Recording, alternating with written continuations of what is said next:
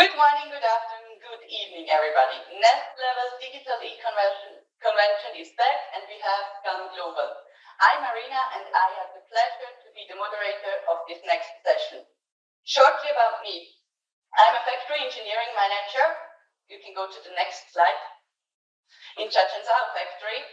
And I have been 13 years within Nestlé in various positions around the globe. Coming to the more important person today, our speaker, who had last year over 14,000 organic view of his Next Level 2021 TikTok, a person who has over 31 years of experience in technical and production function in Nestlé, and who I know has a very deep insight regarding digital technology and their leverage in operation. Please give a very warm welcome to Schmid, our zone technical manager, Zone AOA. Christian. Hi, Christian. Hello, good afternoon, good morning, good evening, everybody. It's great to be back, and thanks a lot, Marina, for hosting this session. And I will try to be as insightful as possible and motivational as possible for the team. Again, thank you very much.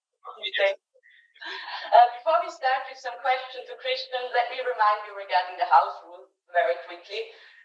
Keep an eye on the chat box and make sure not to upload with spam so you can catch important announcements and links on how you can engage with us via Slido. You may see in the chat box the code to join our session. Have your mobile phone on standby to scan the QR code, which you will see on the right upper side on the slide. And you can see career opportunities on technical production and engineering across all the Nestlé markets around the globe. So I guess we are good to go. Let's start with the easy one, Christian. What are some of the striking digital changes you have seen in your operation career? And how especially engineers have contributed to it? Well, this probably brings me back a little bit to the days I started with the company, and yes, for a lot of you, I grew up in the ages where we dialed the phone numbers on the disc, and everything was very, very different. So a phone number with a 9 or a 0 was a terrible number to have because you would always miss the dial. So you might not even recognize these anecdotes, but that's the times where I come from. So in terms of how we used to operate our factories in those days, well, normally we just basically run them to failure. Yeah? So that means that the lines were running, and when a machine broke down, that's when we went there and fixed it, and that was the life in those days. Clearly, since then we have we went as well to planned maintenance and repair, which was more predicting as well the time and the mean time between failure of equipment and things. But then we went on one side to really predictive and condition-based monitoring on one side by manual, by human intervention in terms of that humans had to go there and make the condition-based monitoring assessments of the different equipment, to the late generation where we now have sensors embedded in there. That's on one thing. But the other side is obviously how the lines are operated. We used to basically have all manual interventions of changing the dials, the fan speeds, the temperatures, the heating intensity, and so on, to get the operational parameters right of a certain process. And this today is like what you today, if you happen to drive a car, you enter the car, there's a start button, press the start button, and the engine just starts. In our days, this was all with playing with a joke with the accelerator, and the temperature was outside. It was a real challenge even to get a car started. This is today, obviously, at the press of a button, and these are the changes which we see as well in our factories and processes. I hope more or less that explains a little bit. It's a total different operation. It's the knowledge is now not in how to start a car, start the line. I think the deep knowledge is obviously in the people who have programmed everything, the logic, the artificial intelligence behind it. Yeah. So, thank you. A very, very big change for the operator itself also, and for the team around. Coming now to our consumers. So to the next question. What What changes will consumers and the general public see or have seen, and what are their benefits? Or in other words, how does the digital in manufacturing benefits the consumers? I think, well, thanks. Very, very, very important question. As a matter of fact, we should not do anything unless the consumers benefit from it. And therefore, I think the consumers in that respect might not see everything out there as we transform, but ultimately over a long time, they will see, and they have appreciated the benefits. The benefits can be one side by having just better and more consistent quality of the product, because everything is much more tighter being managed and operated, because we have all of these controls, all of these settings, all of these very tight and consistent management of our processes through these digital elements and sophisticated controllers which we have managed to put in place. But that's maybe on the visual side, but as well in dosing systems, on the integrated recipe management system, we can ensure through that we have really a consistent with very, very small tolerances of recipes, which helps us obviously on one side to make sure that we have obviously with the full recipe in there, that we double check that nothing has been missed, but as well that the quantity and dosing and processing afterwards is obviously at the best. Now, that's one side, which quality and food safety obviously should always be at our first priority. But then as well, in terms of cost, I think digital has helped us to further mechanize, optimize whether it's process, just the cost of conversion in general. So that has brought a lot of progress to us, but as well in terms of availability of the product, which is as well very often a key thing. The availability has improved because we have more reliable lines. We can predict better. We have in my early days we had downtimes of 20 up to 30% of lines. Today we are downtimes is in the low single digits. We're talking 2-3% of unplanned downtime, unplanned stops, and that's thanks to all of this new technology which we're leveraging, obviously, to our entire benefit, combined with skilling up our people and making sure that they can leverage this technology. Yeah, very good. I guess you have almost already answered the part of our next question, which is actually by telling the benefit for the consumer, you already answered a little bit what are the main benefits of digital technologies in production environment, and what should we be careful about? Okay, I think the carefulness about this, there's always a big risk that we don't understand anymore what is behind the technology, and we lose contact. It's a little bit the black box approach. There's a black box, we press a button and things happen, but if we are not in full control of what actually that black box does, not full control and not full understanding, then I think we risk that we lose as well competency, that then the next stage of development is not anymore in our hand. We depend of other people, and I think that's a big risk, and we need to ensure that we understand what is being done behind in that black box, which helps us to automate and to manage our processes today. Because if we understand, we can further improve it, and that's I think the biggest risk and that we have today, as well as when you have something that doesn't work anymore, when we have a failure, if we don't understand what this automation and mechanization, digitalization of our operations, what that does behind these screens, if we don't know, then it's going to be much more difficult for us to rectify the problem, to understand the problem, and to find the solution.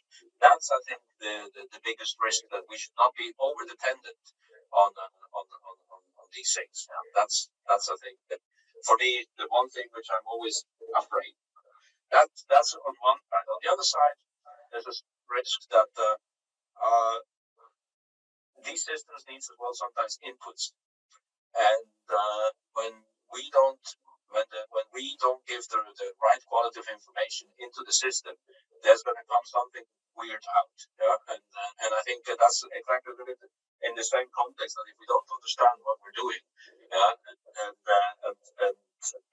and we then pull one lever in the wrong direction or key one parameter wrongly into the system for the system to manage, that's where I think we're gonna struggle, or there's a risk that we're gonna struggle. Hence, I think capability and competency of the people is extremely important that we maintain that.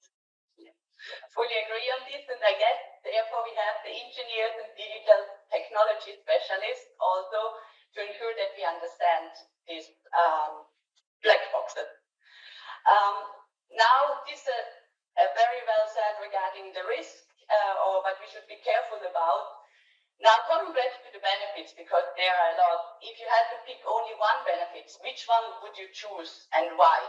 Before we go then to the next question, which is on the screen. If you had to pick only one benefit, which one would you choose and why? Well, I think one benefit is to have digital technology. I think is a great benefit. So I think it's cheating a bit, huh? on everything, because sometimes we don't want to give away any more the things which we get used to have the benefits. But look, I think the biggest progress which we have done, and that probably embraces a lot of the aspects of digital, is the advanced process control, if I may call it like that. Yeah. So systems that replace us, like I explained in the previous question, where we have to managing multiple amount of parameters and optimize those to reflect the current operating conditions and so on. And I think the advanced process control is obviously with artificial intelligence. We have programmed the systems in a way that they can always find an optimal way of operating for the system, and that I think in instantaneous reaction to any kind of parameter movement. So that is the advanced process control system. That is something which I think has made the biggest step contribution for us to manage big complex processes which are not just one or two parameters which are being managed, but a multitude of those. And I think that is bringing a lot of advantages and benefits to us. That's amongst many other things, which like condition monitoring with sensors and so on. But I think this one is the one I really love it. Yeah, if we manage to manage that one, if we manage to convert the process from the old style to the new style with the advanced process control, I think that is really a tremendous advantage. Yeah, and with your AI mentioning, there are questions coming in. Please keep going. We will come later to the question. Going back, you are seeing a lot of factories and you have contact with a lot of markets. How proactive and open are markets and factories regarding digital technologies? Actually, very, very open. I mean, okay, we always have to differentiate a little bit the different generations of people and the affinity to digital technologies of the different generations of people. I consider that my generation, yes, with 50 plus on the clock, is some of my generation struggles with digital, yeah, and some have adopted it and are passionate, just like our generation Y and X, and set in our factories. But I think the one thing which we have to always have a watch out that digital technology is great. However, we have to make sure that it adds value to the consumer. Yeah, because we see as well, I'm sure you have gone through those kinds of experiences that you have a new technology, a new app or whatever, and everybody is like, "Oh, this is fantastic! This is fantastic!" Everybody starts playing, and after a little while, it just gets out of fashion, and nobody uses it. And we have invested a lot of effort to implement it, and that's I think where we have to be very careful that we make a conscious decision. If we go with a digital application, that digitalization for whatever purpose, that are ensuring that it adds value to the consumer in one or the other way, and that we are committed to maintain the system in a way that it remains functional. Yeah. I agree, and especially if you spend a lot of time in implementing solutions, it's then afterwards a shame if you implement something which comes out of fashion. Going a little bit to our number one priority with the next question, safety there. How can digital technology help making our factories safer? Or what would you like to see as ultimate goal regarding leveraging digital to make our workplace inside the factory even more safe? I think digital has helped us tremendously on that journey by just by having controls. Yeah? I mean, digital obviously is a thing beyond mechanical and the basic electrical becomes digital, but there's a logic controller basically behind. That's where digitalization in principle starts. Yeah, but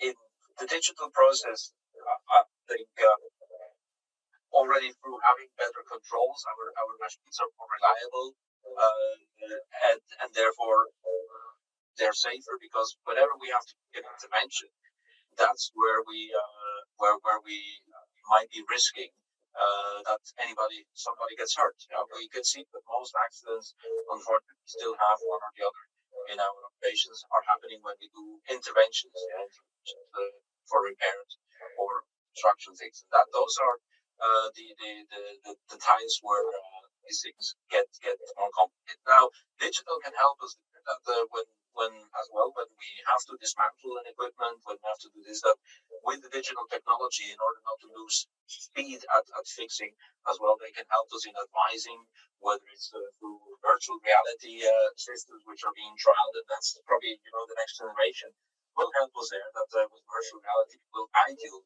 to do the right steps in a safe way, and then to ensure that you don't forget any step in between when you do kind of intervention.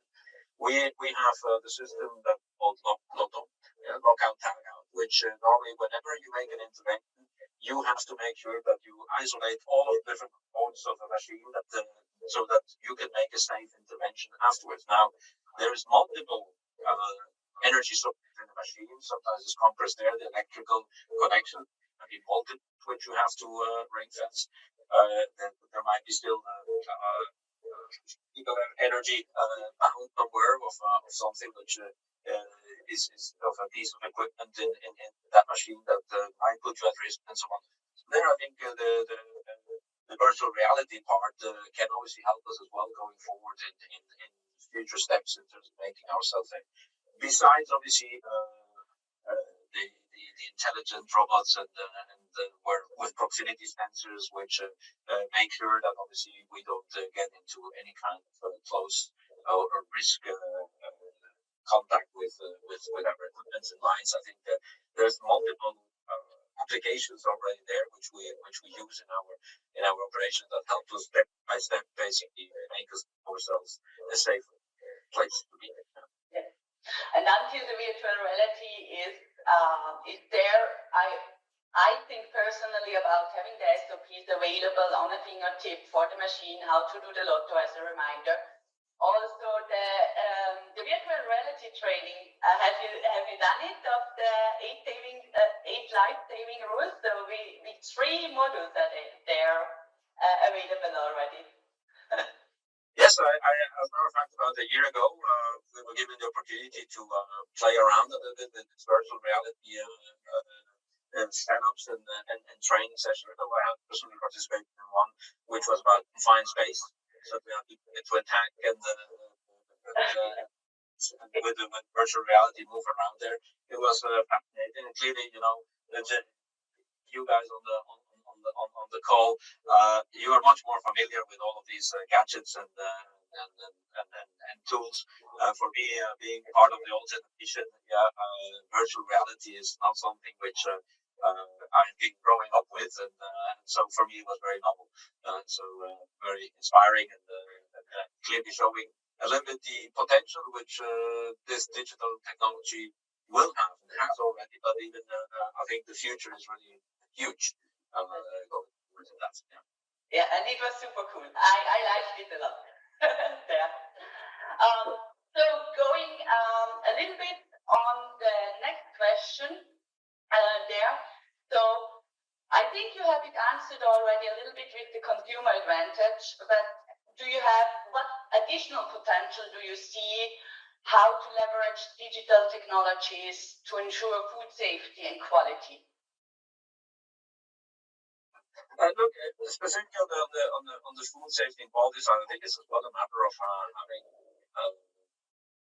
a full traceability of the chain. So what we have, for example, we call it the eagle eye technology, which we have implemented in several of our brand lines, where we make sure that what is outside written on the packaging is as well inside. So we have QR codes which are scanned online in lines of the packaging material, and that is basically cross-checked with the recipe which was put into the semi-finished product with content, and these two things have to match up, and that guarantees us, but most important, guarantees the consumer that we don't have a mix-up of packaging and content, especially in the area of infant formula or Nestlé Science, which are products which, yes, they're powdered milk. I mean, the milk powders normally on milk powder base and nutritional specific products where allergens are key. Yeah, that we understand what's in and what's not in, because this sometimes makes a difference to a life or of a baby or of an adult. Yeah, in that respect, to ensure that they need. So that I think is one area on the food safety where we have managed to strengthen our backbone of our company and further increasing the guarantee of our quality and the food safety of our products. Yep. Now we had safety, we had quality. Coming to a very important point, talking about our net zero commitment, talking about environmental sustainability. In your opinion, how digital technology will assist Nestlé to achieve our sustainability ambition? And did you come across some good examples in our factory already? Actually, yes, by all means. That is, I think, an area which, yes, it's especially lately very, very close to our hearts and minds. And we have a tremendous amount of examples already in that, whether it's just the optimization of energy management in our factories with digital technology that we monitor every single consumer of energy out there, and we manage with that basically to help us to optimize the different elements, but as well to manage better conditions. Yeah, when you say we need to have a proper temperature and humidity control of our environment, or drying conditions in terms of energy usage, there we can optimize it to the very last bit, and it will give the right product. It will give it at a consistent way, but it will give it as well with the best, most efficient energy consumption. But I think where we are making even more progress, or not more, but very relevant progress and big impact, if I may as well go out of the factory, when we go upstream, when we go to our agricultural services teams, which are working there with farmers in terms of optimizing the use of water, for example. So we have developed with university partner digital technologies and systems where we monitor, for example, the optimized irrigation, and so we have irrigation humidity meters, for example, in the ground that measure the ground humidity at different levels of the land. Yeah, and depending on the crop which we might have, and as well the state of growth of that crop, we will aim to have a certain humidity range at different depths of the ground, and through this digital technology we manage to optimize the water consumption and usage. At the same time, optimize obviously the growth of the plant, because sometimes, well, over watering, under watering makes a huge difference from that, not only from an environmental point of view, but as well for the yield. So with that, we're maximize the yield, we maximize the quality of the crop, but we minimize as well the water usage.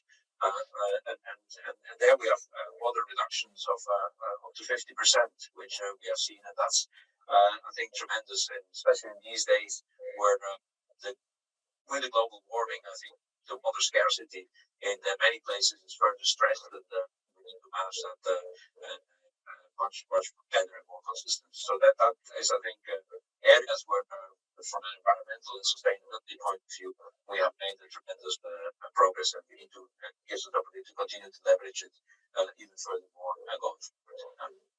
A very good example, I think, also to see really over the full value chain, where we can really, regarding sustainability, make a difference. So very, very interesting example. Also seeing on the reaction and the comments from the audience. Hold on, it's just a minute, and then we go to the questions of the audience.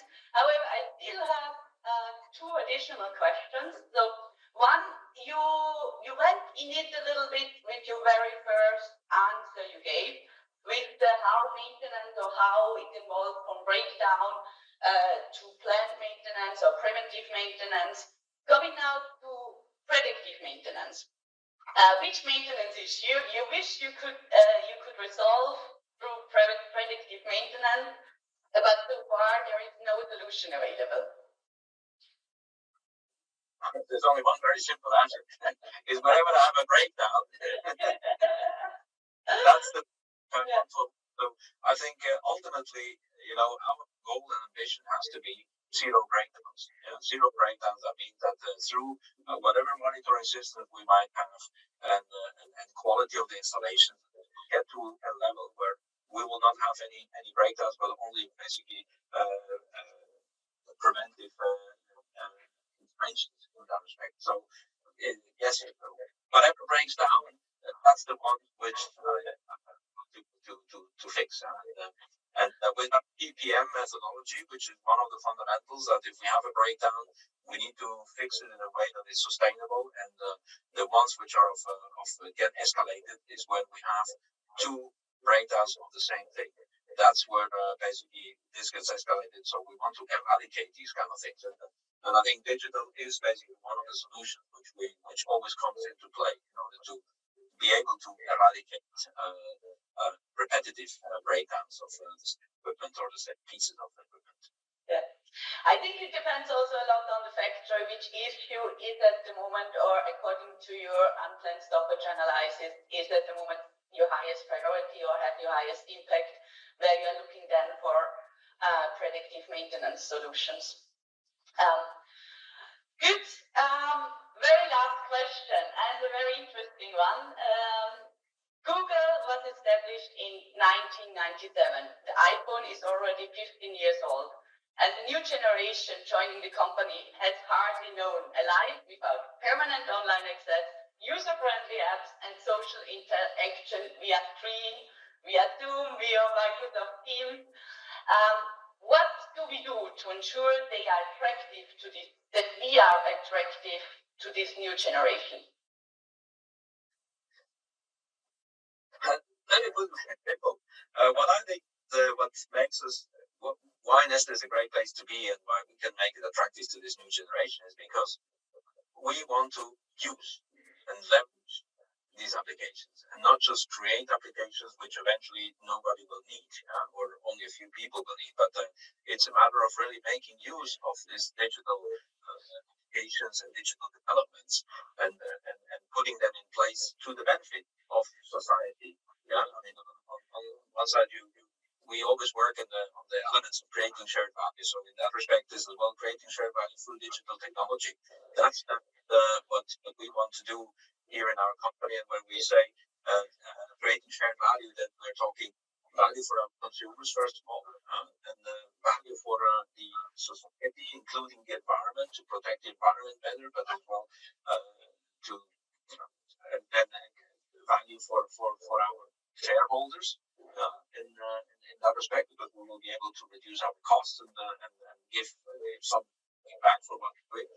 And last but not least, as well, value for our employees by having better workplaces to work, safer workplaces to work, and that's And at the end of the day, so those four elements of creating shared value, those are really at the core for the values of our company. I think digital can play a tremendous role, and therefore the next generation has really a great opportunity to expand their activity in digital with us as it make it and really bring it to life.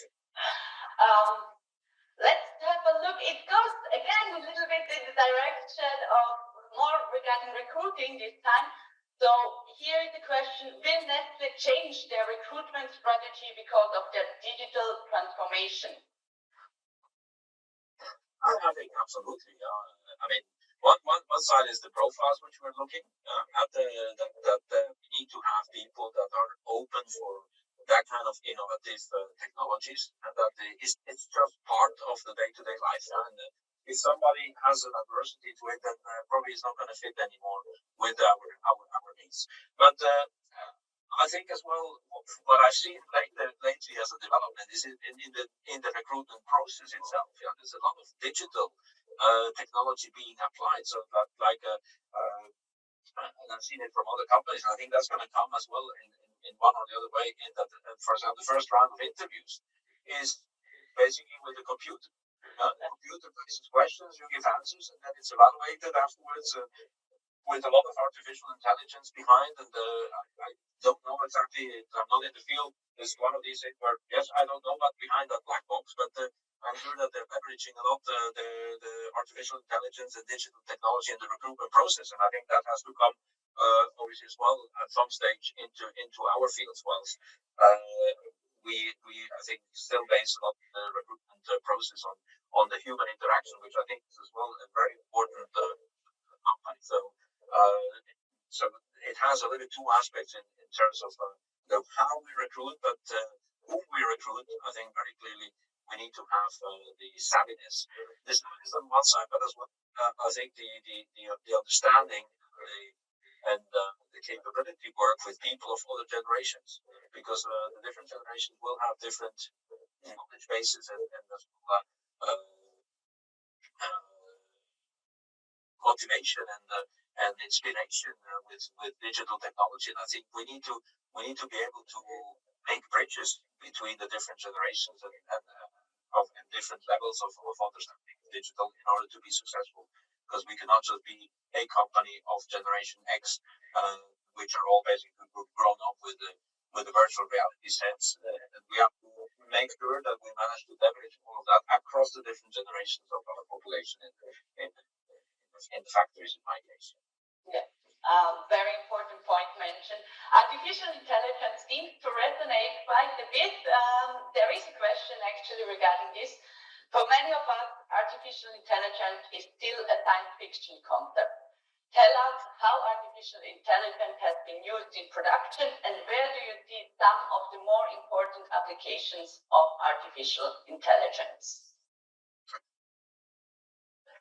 I think I more or less alluded to that in a previous question, that all of this, when we have very complex process controls, that's where we use it. But one other area where we have worked on and where we are working with artificial intelligence is where we're using as well data management to understand where to eradicate defects of products. Yeah, and so there we're using artificial intelligence with the tool called BrainCube, and in that specific case, where we measure as well. We measure basically all of the parameters in which we're operating, but then correlate those with certain defects which we might have, or process changes, or specific product properties which we try to understand, and through that then basically with that artificial intelligence then manage to optimize or process parameters in order to exactly avoid and reduce these defects. So I think that is really one area where we have made tremendous progress and leveraged a lot of digital technology in that respect. Now, I think what is important is when we talk artificial intelligence, yes, it might be still fiction for some people, but there are examples where we're using it. But one has to understand that artificial intelligence is at the end of the day is the human intelligence put into a program, into a system. Because we're not yet that far that computers basically think faster than us. But we teach them basically to analyze all kinds of different parameters and inputs and come out with the output which we teach the system, and the system helps us obviously as well to correlate much more data than our human brain power can correlate in one go. So from that point of view, yes, we make the computers and the artificial intelligence, digital technology more powerful than what we can be, and especially as well more speed. Speed is what it brings in that. We might take much longer to pull all these things together and make the calculation and the conclusions. Whereas if we teach the system how to do it, the system will be much faster. And that's what I think where there's a huge power of artificial intelligence, which I think there's a lot of working on currently in our company, exactly to the process controlling and defect eradication. And there's a lot of opportunity to continue to work on that. I think a great space to be here. Thank you. Good. I think we talked shortly about what are the risks regarding digital tools, and also the fact that we should not go for implementation of digital tools just because it's fashion. There is a question going in this direction. What are the challenges Nestlé is facing regarding digital technology selection and implementation? I think this is probably a hugely important question to be answered, and it's always, I think, the bridge between the people who develop the digital technology and the ultimate users of it, and I think that's the biggest challenge in terms of what will differentiate successful and not successful solutions and proposals and contributors. It is really if you build technologies and applications of digital technology that people like to use, where they see the benefit, which helps them to do something good, I think those are the ones and are easy to use and easy to replicate in that respect and understand. Those are the ones that are going to be successful. And so whenever we develop something, we need to make sure that it's good and easy to use for the ultimate consumer user in that respect. So I think that is I think something which the people need to understand, that they're not developing the things for themselves, but they're developing for an end user. And I think that's the trick. That's probably, if you take Steve Jobs, I still think he has changed a lot of our world. And you mentioned at the beginning that iPhone is already 15 years old, and you people, you don't know life anymore without the smartphone. But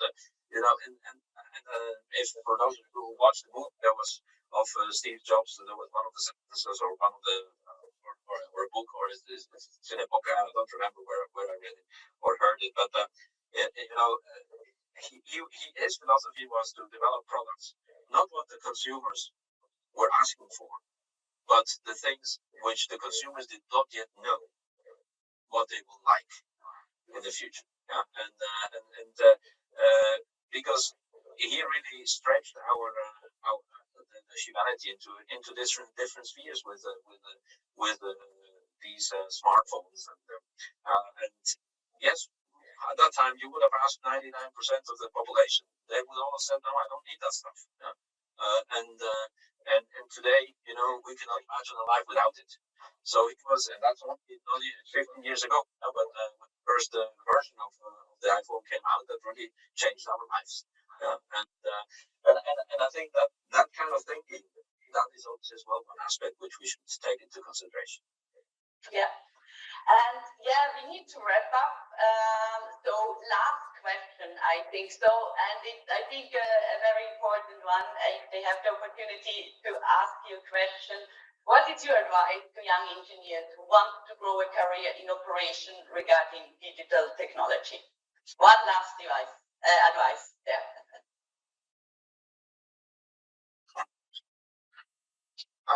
At the end, you need to be passionate to make a difference every day, no matter whether it's with digital or not difference or not digital. Yeah, I think when we do these kind of things, I think that's where we need to be great and great in execution and wanting to complete things, make a difference to society, be passionate about what you're doing. That is, I always say, if you like what you're doing, you will be successful. Don't try to force your career or anything like that. Don't try to be something which you are not born to be. It's I think if you love digital, then try to make it. Try to find it to be successful at what you're doing. That's I think the most important thing, because if you're successful, then you'll be as well happy, and if you're happy, you're going to be successful. So it a little bit goes together. But if you miss out on one of the two, it's just not going to work. And so I wish you all that you're happy, and then success will come with it. So thank you very much. Thanks. Yeah. Thanks a lot, and understanding that this was the last question. I wish you all, obviously, a very prosperous future, that you find your area of satisfaction. And if you think that Nestlé is obviously a company that you want to consider, I can only congratulate you and look forward to see you maybe somewhere in our organization. Thank you very much for having me here, and all the best. Stay safe. Thank you. Thanks a lot, Christian, for taking time for us. A very good summary from your side at the end of this session. So a short wrap up from my side. So thank you all for all your questions. Unfortunately, we couldn't go through all. Don't forget to catch the next session by Howard Baker. He talks about connected factory, digital manufacturing, to learn what Nestlé is doing to bring digital transformation to our factories. This one you really don't want to miss, so make sure to go and click the link on the chat to go directly to the next session. Or you may also go back to the agenda page and join the session from there. Have a great day, everyone, and Christian, thanks again so much. Bye. Thank you. Bye-bye. Take care. Thanks, Marina.